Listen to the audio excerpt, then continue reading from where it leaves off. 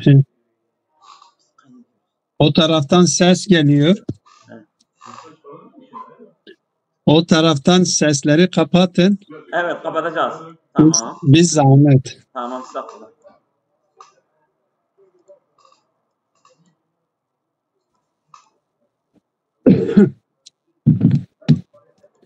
Euzu billahi mineşşeytanirracim. Bismillahirrahmanirrahim.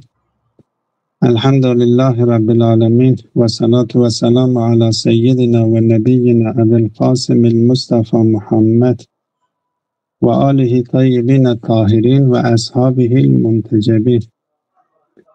El faslul aşiru fil aklil mufariki ve keyfiyeti husulil kethreti fihi. Lev kânet fihi kethre. 12. merhalenin 10. faslına geldik. Şayet fasıllar içerisinde, konular içerisinde Zat-ı Bari Teala bağlamındaki konulardan sonra en önemli konulardan bir konuya gelmişiz. Bu konu bir anlamda varlık alemindeki kesretin nasıl gerçekleştiğini bize açıklıyor. Bu kesretle vehdet arasındaki ilişkinin de nasıl olduğunu, yani bir taraftan kesretin var olduğunu ve bu kesretin de nasıl olduğunu, diğer taraftan da kesret ile vehdet arasındaki ilişkinin nasıl olduğunu bize açıklıyor. Dolayısıyla konular içerisinde şayet en önemli konulardan bir konudur diyebiliriz. Ben konuya girmeden önce şöyle bir açıklama yapayım.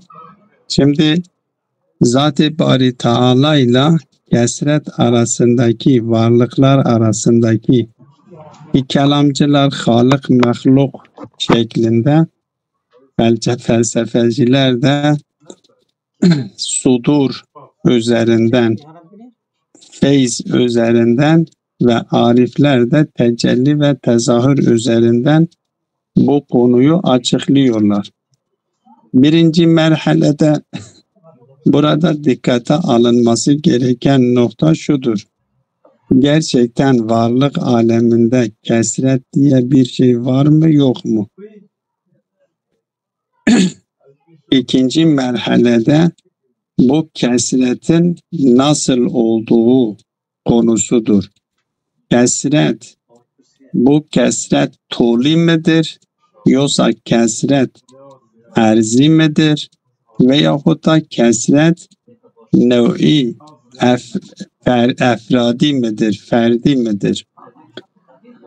Şimdi normalde felsefeciler arasında şöyle bir ihtilaf söz konusudur. İlk önce kesret bağlamında felsefecilerle kelamcılar arasında, özellikle kelamcıları dediğimiz zaman Eş'ari kelamı öne çıkıyor. Bir ihtilaf söz konusudur. Kesret vardır ve bu kesret öyle bir şekilde şiddettir ki hatta Meşşa da bunu kabul ediyor. Meşşa felsefesi de bunu kabul ediyor. Lafz, bu vücut kelimesini, vücut mefhumunu kullanırken diyorlar ki vücut mefhumu müşterek-i lafzidir. Müşterek-i manevi değildir. Yani vücut kelimesini biz varlıklar için kullandığımız zaman hangi mahiyet için vücut kelimesi kullanılıyorsa o mahiyetin anlamını veriyor. Yani vücut mefhumu müşterek-i lafzidir. Hangi mahiyet için kullanılıyorsa o mahiyetin manasını veriyor. vücudun kendisine ait bir manası söz konusu değildir. Ya da eğer söz konusuysa da Zat-ı Bari Teala'da vücut manasını veriyor. Zat-ı Bari Teala dışında hangi mahiyete hamle ediliyorsa o mahiyetin manasını veriyor. Vücut varlıklar arasında, mevcutlar arasındaki farklılık tabayun niteliğindedir. O kadar ileri gitmişlerdir. Bazıları da demişler ki vücut müşterek-i lafzidir ama vacip için bir anlam veriyor. Mümkün olan varlıklar için farklı bir anlam veriyor. Yani vacibul vücudun vücudu ile mümkünül vücudun vücutları birbiriyle tabayun içerisindedir demişler. Eğer biz Zat-ı Bari Teala'ya vücut mefhumunu hamle ediyor isek, Allah mevcudun diyor isek, burada Zat-ı Bari Teala'daki Zat-ı Bari Teala'ya hamle edilmiş olan bu mefhumun ifade etmiş olduğu mana ile el-mümkinu mevcudun mümkünlere hamil edildiği zaman ve mümkünler bağlamında ifade etmiş olduğu mana birbirinden farklıdır demişlerdir. Kesreti o kadar galiz, şiddetli bir şekilde yapmışlar, kabul etmişlerdir ki bu varlıklar arasında bir iştirak noktası söz konusu değildir demişlerdir. Tabi bu görüş kabul edilmiyor. Özellikle Molla Sadra tarafından bu görüş reddedilmiştir. Ve İşrak tarafından da aynı şekilde bu görüş reddedilmiştir. Ve arifler de zaten bu görüşü aslen kabul etmiyor. Ancak müşterek-i manevi şeklinde kabul edenler, vücut mefhumunu müşterek-i manevi şeklinde kabul edenler, yani Zat-ı Bari Teala'ya vücut mefhumu hamil edildiği zaman ne anlam veriyorsa, onun dışındaki varlıkların herhangi birisine, hangisine olursa olsun hamil edildiği zaman aynı anlamı veriyor. Müşterek-i manevidir dediğimiz zaman kastedilen mana budur. Yani eğer biz Zat-ı Bari Teala için diyoruz ki Allah'un mevcudun diyor isek ve Zat-ı Bari Teala dışındaki tüm varlıklar için örnek el-insanu mevcudun diyoruz. Bu zat Allah'a, lafzetullah'a hamle edilmiş olan o taraftan ses geliyor. Lütfen o şeylerinizi kapatırsanız memnun oluruz. Sesi kapatırsanız iyi olur. Çünkü o taraftan ses geliyor.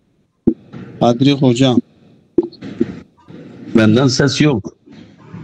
Adem hocam ses geliyor. Siz kapatın, ses geliyor. Kapatmasanız ses geliyor. Şimdi tamam. Hop. Biz Zat-ı Bari Teala'ya Allah mevcudun diyoruz. Buradaki vücut kelimesinden hangi mana ifade edilmek isteniliyorsa el insanu mevcudun, insan üzerine hamle edilmiş olan vücut mefhumundan da aynı mana ifade ediliyor. Hiç arasında bir fark söz konusu değil, manayı ifade etme noktasında. Tabi Zat-ı Bari Teala'nın vücudu vacibul vücuttur. Onun vücut şekli ile insanın vücut şekli aynı değildir. Her ne kadar vücut kelimesinin ifade etmiş olduğu mana bakımından bu ikisinin arasında herhangi bir fark söz konusu değilse ise de ama Zat-ı Bari Teala'nın vücudu vacibul vücud bizzattır. İnsanın vücudu ise mümkünül vücuttur zaten, vacibul vücuttur bil gayr olarak. Ki bu konuları daha önceki derslerde de değinmiştik.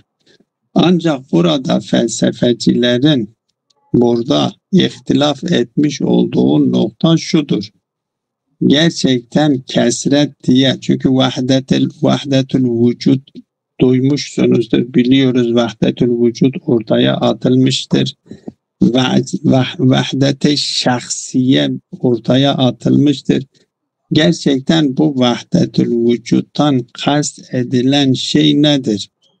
Ariflerin vahdetül vücuttan kast ettikleri anlam nedir? Yani çünkü vahdetül vücut denildiği zaman sanki varlık aleminde kesret diye bir şey söz konusu değildir. Sadece bir vücut söz konusudur. O vücut da Zat-ı Bari Teala'nın vücududur. Oysa ki arifler böyle bir manayı kast etmiyorlar, imkansızdır. Yani kesreti inkar etmeleri söz konusu değildir. Ancak felsefeciler arasında bu kesret bağlamında 3 tane görüş söz konusu olduğunu söylüyorlar. Bir görüşte vahdet zayıftır, kesret çok şiddetlidir. Bir görüşte vahdetle kesret aynı dengede tutulmuştur, musavidir.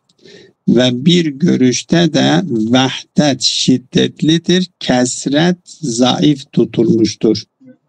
Yani bu kesretin açıklama noktasında birbirleriyle ihtilafa düşmüşlerdir. Her halükarda kesret vardır. Hiçbir arif, gerçek arif, hakiki arif kesreti inkar etmesi imkansızdır. Ve felsefeciler de hiçbirisi kesreti inkar etmiyor. Kesretin kesinlikle var olduğunu herkes kabul ediyor. Ancak bu kesretle vahdet arasındaki ilişki bağlamında bunlar açıklamakta birbirlerinden farklı düşmüşlerdir. Bir kısım felsefeciler mesela meşya o kadar ileri gitmiş ki aslen tebayyüne kaildir. Varlıklar arasında işaret ettiğim gibi hem meşya felsefesi hem eşaire kelamcıları o kadar ileri gitmişlerdir ki kesret varlık alemindeki kesret tebayyün şeklindedir. Hatta vücut mefhumunu, mevcut mefhumunu mefhum-i müşterek-i levzi şeklinde algılamışlardır. Ki bu görüş reddediliyor, bu kabul edilmiyor. Ama vücudu müşterek-i levzi şeklinde kabul eden filozoflar ki mesela Molla Sedra'dır, İşrak'tır, ondan sonra ariflerdir, vücut müşterek-i levzidir. Bu kesretteki, buradaki kesretle vahdet arasındaki ilişkinin nasıl olduğunu, bunu açıklama bağlamında birbirleriyle ihtilafa düşmüşlerdir. Bazıları dediğim gibi vahdeti zayıflatmışlardır. Kesreti çok şiddetli ön plana çıkarmışlardır. Artık vahdet görünmeyecek niteliktedir. Bazı beyanlar da vahdet ile kesreti aynı dengeye getirmişlerdir.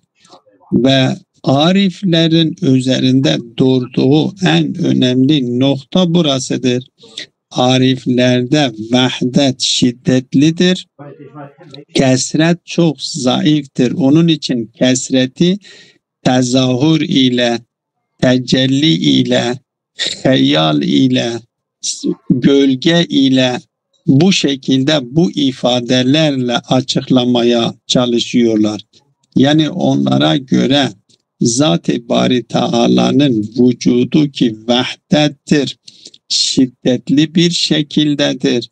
Onun dışındaki varlıkların vücudu o kadar zayıftır ki Zat-ı Bari Teala'ya oranla. değerlendirildiği zaman öyle bir şekilde zayıftır ki artık onun karşısında gölge gibidir. Zat-ı Bari Teala onun vücudu karşısında gölge gibidir. Ya da hiç Hayal hükmündedir. gibidir. Efendim? Ya da hiç hükmündedir. Olabilir. Yani hiç hükmünde söylemiyorlar. Çünkü hiç hükmünde söylediğiniz zaman hiç hükmünde yani Zat-ı Bari Teala'yı dikkate almak sizin değerlendirirsek o zaman hiç hükmündedir diyebiliriz. Ama Zat-ı Bari Teala'yla birlikte tasavvur ettiğimiz zaman o sıfırlarıyla biri yine düşününüz ki geçen derslerde ben işaret etmiştim. Şimdi biz 20 tane sıfır yan yana koymuşuz. Biri dikkate almaksızın sıfırları değerlendirdiğimiz zaman sıfır hiçbir şey. Hiçbir değeri, hiçbir sıfırın değeri söz konusu değildir. Ama bir üzerinden biz değerlendirdiğimiz zaman bütün sıfırların değeri söz konusudur. Tabi değerleri de eşit derecede değildir. Bire yakın olan sıfırın değeri hepsinden daha fazladır. Birden ne kadar uzaklaşıyorsa sıfırlar o kadar değerleri azalıyor. Onun için biz diyoruz birler, onlar, yüzler, binler. Bakın her sıfırın değeri o bire yaklaştıkça konumu fazlalaşıyor. Varlık aleminde de öyle. Yani biz hiç diyemiyoruz. Çünkü Zat-ı Bari Teala üzerinden değerlendirdiğimiz zaman varlık aleminde hiçbir varlık değersiz değildir. Hiçbir varlık. Onun için halkullah, bu konuyu daha önceden de işaret etmiştik. Halkullah dediğimiz zaman varlık aleminde hiçbir varlık değersiz değildir. Elbette Zat-ı Bari Teala üzerinden Zat-ı Bari Teala'yı dikkate alarak değerlendirdiğimiz zaman nasıl ki sıfırların hiçbirisi değersiz değildir. Her ne kadar sıfırların değeri eşit değildir. Birisinin birlerdir, birisinin onlardır, birisi yüzlerdir, birisi binlerdir. Değerleri birbirinden farklıdır. Ama bu değerlerinin farklılığı da Zat-ı Bari Teala'ya yakınlıklarından kaynaklanıyor. Hangi varlık Zat-ı Bari Teala'ya daha yakın ise o kadar değerlidir. Ne kadar uzak ise o kadar değeri azalıyor. Aynen o bir başına bir koyduğumuz sıfırlar gibidir. Öyleyse hiç değildir. Hiç diye bir şey söz konusu değildir. Ama ariflerin üzerinde durdukları temel nokta ki bazıları bunu anlayamıyorlar. Diyorlar ki varlıkları inkar ediyorlar. Hiçbir değer vermiyorlar. Bu yanlıştır. Ama varlıkları Zat-ı Bari Teala'nın varlığı karşısında mümkün olan bir varlığın varlığı Zat-ı Bari Teala'nın varlığı karşısında hayal niteliğindedir. Hayal ya gölge niteliğindedir. Onun için ya tezahürla yani ariflerin öne çıkardıkları en önemli nokta nedir? Zat-ı Bari Teala'nın vahdetin şiddetliliğidir. Zat-ı Bari Teala'nın şiddetliliğidir. Vacibul vücudun şiddetliliğidir. Bu şiddeti bütün varlık alemini kapsamış şeklindedir. Ama bütün varlık alemini kapsamış şeklindedir diyerek onların varlıkları yok etmiyorlar ki. O kendi o meramlarını ifade etmek için her ne kadar bazıları bunu kötü anlamışlar, yanlış anlamışlar, doğru anlamamışlar ise de ama onlar kendi meramlarını açıklamak için diyorlar ki ya hayal niteliğindedir, ya gölge niteliğindedir, tezahürdür, tecellidir, bu şekilde bunu açıklıyorlar. Ama her halükarda kesreti inkar etmiyorlar. Bu bir nokta. İkinci nokta bizim konumumuzla ilgili. Bu şimdi açıklayacağımız nokta. Bu kesret burada nasıldır? Yani bu okul aleminde, bakın madde aleminde kesret bir türün altındaki kesret bireyseldir. Bir türün altında binlerce bireyler söz konusudur. Mücerred aleminde bir türün altında bireylerin olabileceği mümkün müdür, değil midir? Konu budur. Burada Allame'nin üzerinde durmak istediği nokta burasıdır. Yani misal alemiyle ve okul alemiyle madde alemi arasındaki farklılığı burada ortaya atıyor. Oradaki kesret de buradaki kesret aynı değildir. Çünkü kesrete neden ilk önce geliyor, bu noktayı açıklıyor. Diyor kesrete neden olan şey nedir? Kesrete neden olan neden nedir? Biz ilk önce onu yapmamız gerekir, ortaya koymamız gerekir. Ya kesret bir mahiyetin zatından kaynaklanıyor, ya kesret o mahiyetin cüz-i zatından kaynaklanıyor, ya kesret o mahiyetin erez-i lazimiden kaynaklanıyor, ya kesret o mahiyetin erez-i mufarıktan kaynaklanıyor. Yani bir diğer tabirle kesret kaynaklık yapan ya zatın kendisidir, ya cüz-i zattır, ya erez-i lazımdır, ya erez-i mufarıktır. Allame burada şunu açıklıyor. Diyor ki bu kesrete kaynaklık yapacak bu 4 taneden saydıklarımızın hiçbirisi okul aleminde söz konusu değildir. Hiçbirisi. Niye hiçbirisi söz konusu değildir? İlk üçü zaten hiçbir yerde söz konusu olmaz. Yani bir zat, eğer zatın kendisi kesrete kaynaklık yapıyorsa, zatın olduğu her yerde kesret olmasını gerektiriyor ve zatın olduğu yerde kesret olursa artık vahdet diye bir şey tasavvur edilemez. Vahdetin tasavvur edilmediği bir yerde kesretin olması da imkansızdır. Çünkü kesret vahdet olacak ki kesret söz konusu olmuş olsun. Eğer bir şeyin zatından kesret kaynaklanıyorsa o zat için artık vahdetin tasavvur edilmesi imkansızdır. Bu birinciden mümkün değildir. İkincisinde de mümkün değildir. Üçüncüsünde de mümkün değildir.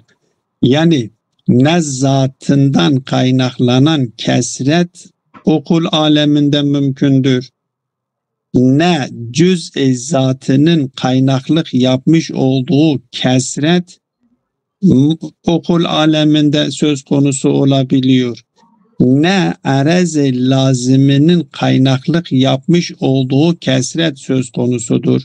Bu üçü orada imkansızdır. Niye imkansız? Elbette okul aleminde sadece imkansız değildir. Belki bütün varlık aleminde böyle bir şey söz konusu değildir. Niye? Çünkü bunların kendisi zatından kaynaklanıyorsa, ya cüz-i zatından kaynaklanıyorsa, ya erez-i lazımdan kaynaklanıyorsa, erez-i lazım ayrılmıyor ki kendisinden. Erez-i lazımın olduğu yerde kesret söz konusudur. Cüz-i zatın olduğu yerde kesret söz konusudur. Zatın olduğu yerde kesret söz konusudur. Vahdetin olmadığı bir yerde kesret anlamsız kalıyor. Dolayısıyla eğer bunu dikkate alırsak vahdeti tasavvur etmek imkansızdır. Dolayısıyla kesrete kaynaklık yapabilecek bu 3 tane farzı devre dışı ediyoruz. Bunlardan söz konusu değildir. Öyleyse mücerred alemi, okul aleminde, misal alemindeki kesret böyle bir kesret söz konusu değildir. Madde alemindeki kesret de böyle değildir. Bir tane şık kaldı. O şık nedir? O şık arez-i mufarıktır. Arez-i mufarıkın kaynaklık yapmış olduğu kesret de sadece ve sadece maddenin olduğu yerde söz konusudur. Eğer bir mahiyetle birlikte madde var ise, çünkü madde biz daha önceden söylemiştik, istidat yani kabul ediyor. Arazi kabul edecek bir kabiliyet taşıması gerekiyor. Öyleyse kabiliyet olmadan arazin gerçekleşmesi imkansızdır. Madde aleminde arazi kabul edecek bir istidat, bir potansiyel söz konusudur. Öyleyse biz madde aleminde bir türün altındaki bireylerin çokluğunu kabul edebiliriz. Mesela biz insanı düşününüz. Bir insan, insanın hakikatini oluşturan şey nedir? Hayvanlık, natıklıktır. Farz ediyoruz. İnsanın hakikatini oluşturan bu 2 tane özelliktir. Bir hayvanlıktır, 2 natıklıktır. Bu hayvanlık ve natıklık nerede? Zeyd'de de vardır, Bekir'de de vardır, Emir'de de vardır. Bak bu kesrete sahip olun, bu kesrete sebep olmuyor ki. Bu bir hakikattir. O Zeyd'i Zeyd yapan arezlerdir. Arez-i mufarıktır. Babası, annesi farklıdır, babası farklıdır, mekanı oturduğu yer farklıdır, dünyaya geldiği yer farklıdır, dünyaya geldiği zaman farklıdır. Bunlar hepsi arezdir. Bu madde aleminde mahiyetlerle, insan mahiyetiyle birlikte kabiliyet olduğundan dolayı madde dediğimiz o kabiliyet, istidat olduğundan dolayı arez-i mufarık geliyor, ona arız oluyor ve o arez-i mufarıkın arız olmasıyla bir türün bireyleri çoğalabiliyor. İnsan bir türdür ve altında binlerce ferd vardır. Feres bir türdür. Altında binlerce ferez söz konusudur. Dolayısıyla arez-i mufarıkın kaynaklık yapabilmesi için madde şarttır. Eğer bir mahiyetle birlikte madde söz konusu ise orada arez-i mufarıkla ne yapılıyor? Bir kesret gerçekleşebiliyor. Ama eğer mahiyetle birlikte madde söz konusu değilse o zaman arez-i mufarıkı kabul etmesi de imkansızdır. Arez-i mufarıkı kabul etmeyen bir mahiyetin altında bireylerin çok olması imkansızdır. Dolayısıyla Allame bu açıklamayı yaparak şu sonuca varıyor. Okul aleminde her varlık kesret vardır. Bak oradaki kesret söz konusudur. Ama buradaki kesret ya tolid her bir ferd bir türdür. Bir türün altında birçok ferd vardır diyemiyoruz. Her bir ferd kendi başına bir türdür. Oradaki fertler tür olmasına rağmen 2 tane mesela farz edelim toli şeklinde ve erzi şeklinde kesret söz konusu olabilir. Akli evvel. Mesela diyelim ki ben şu misal üzerinden açıklayayım. Mesela kelime biz diyoruz. Kelime harftir, isimdir, fiildir. Bakın kelimenin kendisi vücut biz yapabiliriz. Bunu vücudu kelime yerine koyabiliyoruz. Kelimenin kendisi illeti tamma illet alıyoruz. Hem harf için illet alıyoruz, hem isim için illet alıyoruz, hem fiil için. Yani bir illetin iki tane ma'lulu ve bu ma'lullerin hiçbirisiyle bir irtibatı olmayacak şeklinde kabul edebiliyoruz. Zaten kesretin bir sonraki fesilde de açıklıyor. Kesretin nasıl gerçekleştiğini, dışarıda kesretin nasıl gerçekleştiğini açıklayacaktır. Ama burada şimdi ortaya koymak istediği nokta budur. Diyor ki ilk önce kesrete kaynaklık yapan şey nedir? Bu 4 tane ihtimali açıklıyor. Bu 4 tane ihtimalden 3 tane ihtimalin kesrete kesrete kaynaklık yapacaklarını reddediyor. 4. kesrete kaynaklık yapabileceğini kabul ediyor. Ancak bu kesrete kaynaklık yapan 4. madde aleminde söz konusudur. Okul aleminde söz konusu değildir. Öyleyse okul aleminde kesreti adedi söz konusu değildir. Ama kesreti tuli erzi var mıdır yok mudur? Onu sonraki derste açıklıyor. Şimdi bunu tatbik edelim azdır. Diyor el feslul aşiru fil aklil mufariki ve keyfiyeti husulül kesreti fi. Lev kânet fihi kesretun, eğer kendisinde kesret olursa vel ya'lem ennel mahiyete la teteketteru teketturen efradiyen illa bi mukarenetil maddeti. Bu son söylediğim bu noktaya başta kendisi işaret ediyor.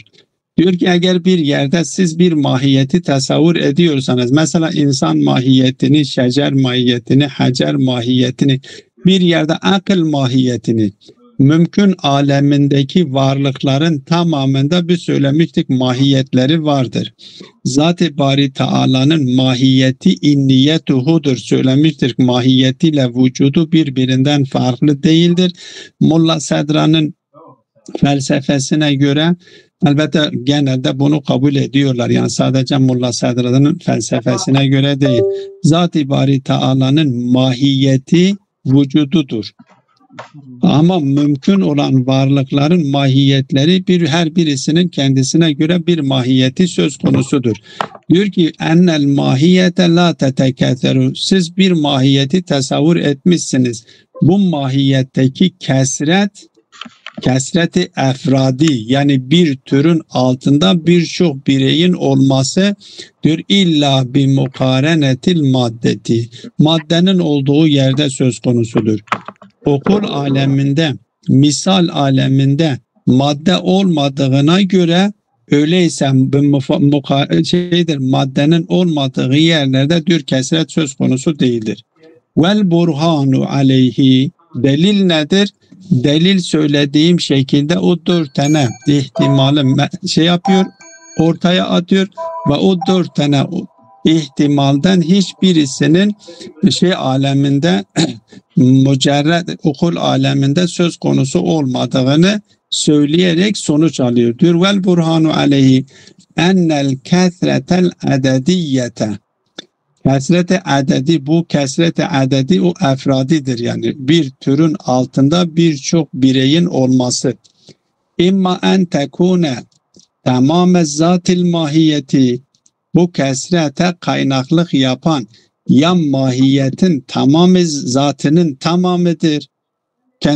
Zatın kendisi tamamıyla kesrete kaynaklık yapıyor.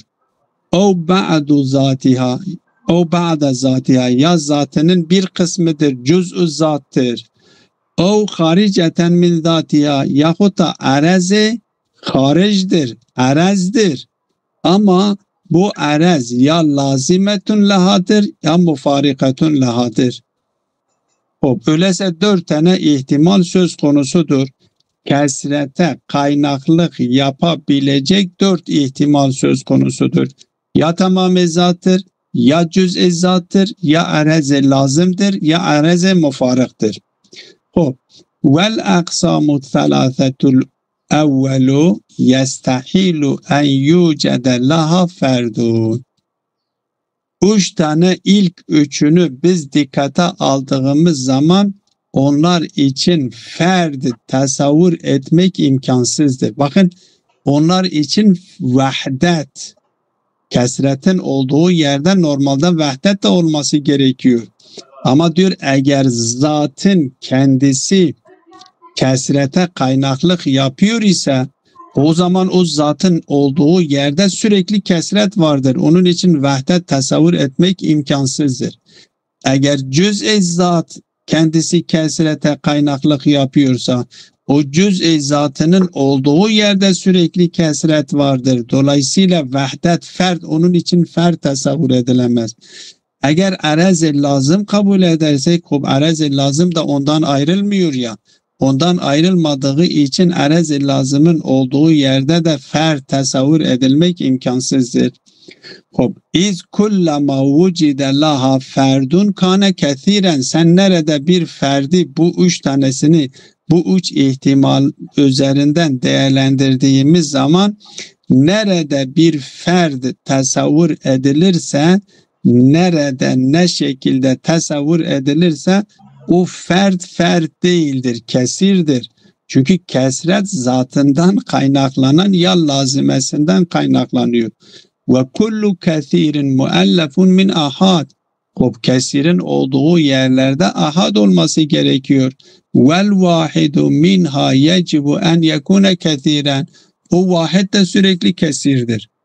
O zaman bu dör oldu. Ya teselsül olacak ya dör olacak. Feyeteselsel ve la yentehi ile vahidi. Hiçbir vahide biz varamayız. Sürekli biz çünkü nerede hangi merhalede biz vahidi farz edersek hangi merhalede biz bir ferdi farz edersek aynı merhalede o ferd kesir oluyor. Dolayısıyla hiçbir yerde bunu durduramıyoruz. فَلَا يَتَحَقَّقُ لَهَا وَاحِدٌ فَلَا يَتَحَقَّقُ كَثِيرٌ. Vahid gerçekleşmiyorsa kendisine kesir de gerçekleşmiyor. فَلَا تَكُونُ الْكَثْرَةُ اِلَّا خَارِجَةً مُفَارِقَةً. Öyleyse kesrete kaynaklık yapacak tek bir ihtimal söz konusudur. O ihtimal nedir? Arez-i mufarıktır. Hariceten haric yani zatından olmayacak. Mufarıkaten yani lazım olmayacak. Yahtacul luhuquha ila maddetin kabileti. Bu da mufarık da nerede gerçekleşebiliyor? Maddenin olduğu yerde gerçekleşebiliyor. Maddenin olmadığı bir yerde yani siz bir mahiyeti tasavvur edeceksiniz. Tasavvur etmiş olduğunuz mahiyetle birlikte madde söz konusu değilse arez-i mufarıkı kabul etmesi de imkansızdır. Arez-i mufarıkı kabul edebilecek mahiyetler hangi mahiyetlerdir? Kendileriyle madde olan, kabiliyet olan mahiyetlerdir. Neyli hocam? O. Fekullu mahiyetin cami zamanı. efendim? Cami zamanıdır. Ne yapalım? Tamam bitirdim. Biz bitiriyorum. Bitti. 4 dakika var ha. Evet tamam. Tamam bitiriyoruz. Ve kullu mahiyetin kethiretil efradi fehiye maddiyetu. Öyleyse sonuç alıyor. Diyor ki efradı çok olan mahiyetlerin tamamı maddi olan mahiyetlerdir. Yani kendisiyle beraber maddeyi taşıyan mahiyetlerdir ki madde alemindekidir. Ve yen'akisu aksun nakiz ila enne kulle mahiyetin gayru maddiyetin. Öyleyse burada şöyle bunun nakizi de alınıyor. Nakizi nedir? Diyor ki maddi olmayan her mahiyette ve hiye el mücerredu vücuden ki mücerrettir vücutsal olarak ve la tekesseru tekessuren efradiyen. Öyleyse onların tekessürü efradi adedi değildir. Ve huvel matlubu. Bizim ispatlamak istediğimiz de budur. Dolayısıyla sonuç olarak mücerred alemindeki kesreti efradi ya adedi değildir. her bir fert kendi başına bir türdür. Tabi bunun nasıl bunlar erzi midir yahut da toli midir? Bunu sonraki derslerde açıklıyor. Ve sallallahu ala Muhammedin ve alihi teyyibine